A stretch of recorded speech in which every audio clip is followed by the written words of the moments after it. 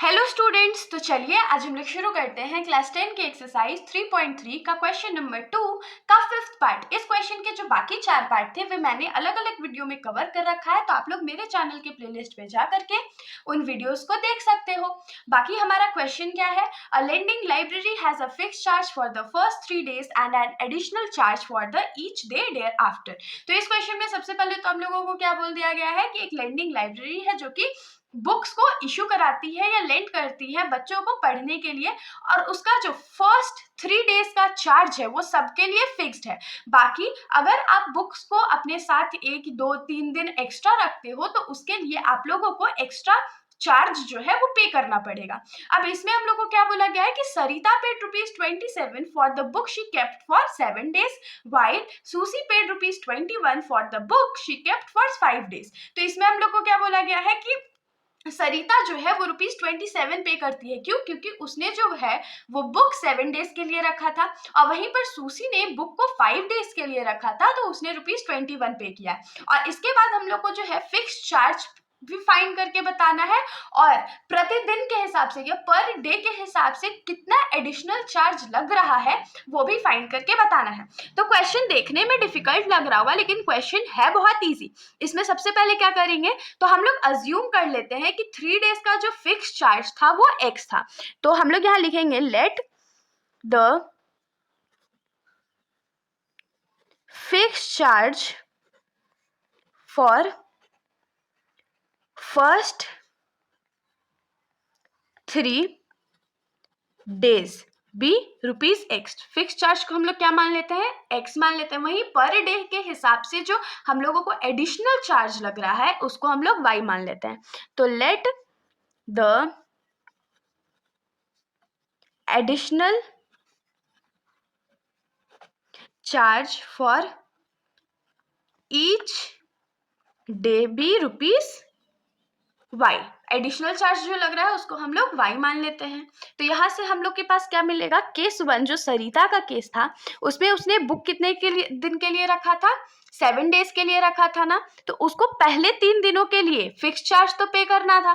Fix charge हमारा क्या था, x प्लस बुक्स कितने दिनों के लिए उसने रखा था, 7 days के लिए बुक्स रखा था ना, और उसमें 3 दिन तो फिक्स्ड ही रहता है, तो 3 माइनस कर देंगे तो कितना नंबर ऑफ डेज बचेगा, 4 बचेगा ना। तो यहाँ क्या हो जाएगा, plus 4y is equal to 27। तब उसने 27 पे किया। अगर आप लोग चाहो तो उसको ऐसे लिख सकते हो, number of days Sarita kept the book for is equal to 7 days, फिर number of fix days is equal to 3, therefore number of days she will have to pay extra charge for is equal to 4। वहां से हम लोग का ये equation बन गया। ये सरिता का केस था हमारा।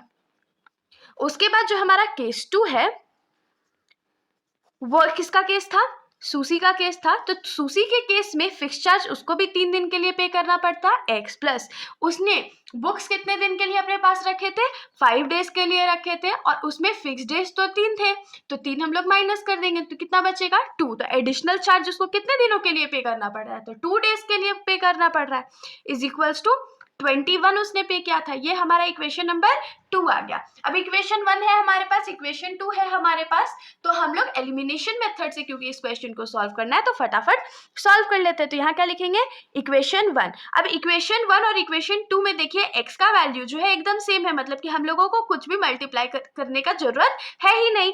तो इसको हम लोग सिंपली लिखेंगे x plus 4y is equal to 27, और इक्वेशन 2 जो है उसको हम लोग क्या लिखेंगे, x plus 2y is equal to 21।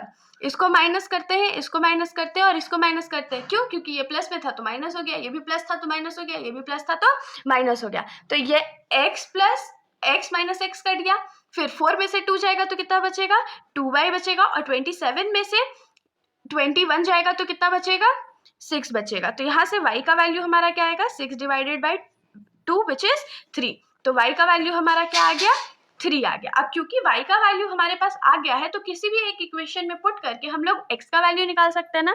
तो हम लोग लिखेंगे put y is equal to 3 in equation 1। मान लीजिए हम लोग इसको इक्वेशन 1 में रखते हैं, अगर आप लोग चाहो तो इसको इक्वेशन नंबर 2 में भी रख के देख सकते हो। तो इक्वेशन 1 हमारा क्या था, x plus 4y is equal to 27, तो x plus 4 into 3 is equal to 27, तो x प्लस 4 3 जा 12 इज इक्वल टू 27 हो गया। अब ये जो x है उसको कैसे फाइंड करेंगे, तो 27 माइनस 12, और 27 माइनस 12 कितना होता है, 15 होता है। तो x का वैल्यू हमारा क्या आ गया, 15 आ गया ना। तो x का वैल्यू भी हमारे पास है, y का वैल्यू भी है। तो हम लोग अपना लास्ट स्टेटमेंट जो है वो क्या लिख सकते हैं, देयरफॉर फिक्स्ड चार्ज कितना था लाइब्रेरी का, तो fixed charge is equals to x माने थे, तो x का वैल्यू क्या आया, 15 आया, और ये रुपीज में होगा।